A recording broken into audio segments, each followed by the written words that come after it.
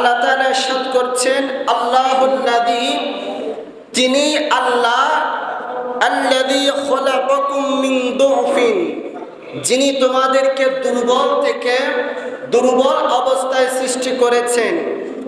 সুম্মা জাআলা মিন বাদি দুফিন কুওয়া, এরপরে আল্লাহ বলছেন অতঃপর তিনি দুর্বলতার পর তোমাদেরকে কুওয়াত, শক্তি দান করেছেন। সুম্মা জাআলা মিন বাদি কুওয়াতিন দুফান ওয়া শাইবা, অতঃপর আবার শক্তিমত্তার পরে, শক্তি দেওয়ার পরে তোমাদেরকে আল্লাহ তাআলা পুনরায় দুর্বল অবস্থায় ফিরিয়ে নিয়ে গেছে, তোমাদেরকে পুনরায় দুর্বলতা এবং বার্ধক্য উপনীত করেন। ইয়াখলুকু মা ইয়াশাউ, আর তিনি যা ইচ্ছা সৃষ্টি করেন। ওয়া হুয়াল আলিমুল কাদির, তিনি সর্বজ্ঞ সর্বশক্তিমান। সম্মানিত হাজিরিন, এই আয়াতে কারিমার দিকে যদি আমরা একটু দৃষ্টি দিই, তাহলে এখানে আল্লাহ বলছেন আল্লাহ তাআলা সর্বপ্রথম মানব জাতিকে সৃষ্টি করেছেন দুর্বল অবস্থায়। যখন একটি শিশু মায়ের পেট থেকে দুনিয়াতে আসে, তখন সে দুর্বল থাকে, তার কোনো শক্তি থাকে না, সে নিরুপায় থাকে, সে নিজে নিজে কোনো কাজ করতে পারে না, নিজে নিজে কাজ করার কোনো সামর্থ্য থাকে না, অর্থাৎ সে শিশু অবস্থায় দুর্বল থাকে। এরপরে যখন আস্তে আস্তে তার বয়স বৃদ্ধি পায়, তার দেহ, সে যখন খাবার খায়, খাবার খাওয়ার মাধ্যমে তার মাংসপেশি, হাড্ডি এগুলো মজবুত হয়।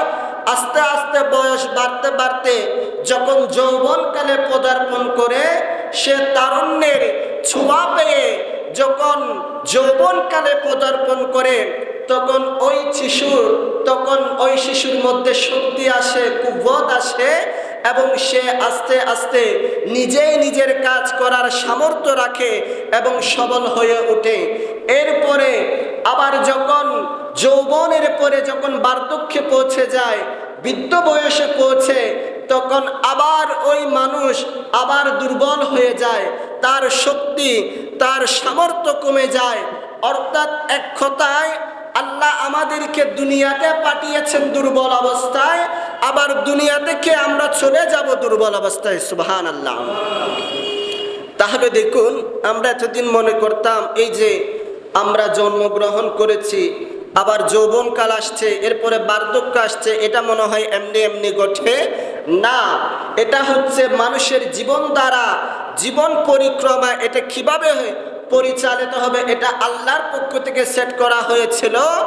আল্লাহ বলছেন, বান্দা, আমি তোমাকে দুনিয়াতে পাঠিয়েছি দুর্বল অবস্থায়, এরপরে তোমার মধ্যে শক্তি দান করেছি, সবলতা করেছি, তোমার মধ্যে সামর্থ্য দান করেছি, এরপরে তুমি আবার শেষ বয়সে গিয়ে দুর্বল হয়ে যাবে, তুমি আমায় খোদার কাছে আসবে ও দুর্বল অবস্থায়। একটু সুবহানাল্লাহ বলেন, আর একটু জোরে বলেন সুবহানাল্লাহ।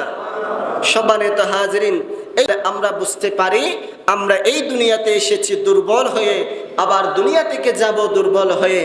তো ইসলাম হচ্ছে এমন একটি ধর্ম যেই ধর্ম একজন মানুষের জীবনটা কিভাবে পরিচালিত হবে, কিভাবে চলাফেরা করবে, কিভাবে খাবার দাবার খাবে, কিভাবে উঠা বসা করবে, কিভাবে বড়জনকে সম্মান করবে, ছোটকে স্নেহ করবে, আদব আখলাক, এই সব কিছুর পুঙ্খানুপুঙ্খানুরূপে শিক্ষা দিয়েছেন, সেটা হচ্ছে ইসলাম ধর্ম।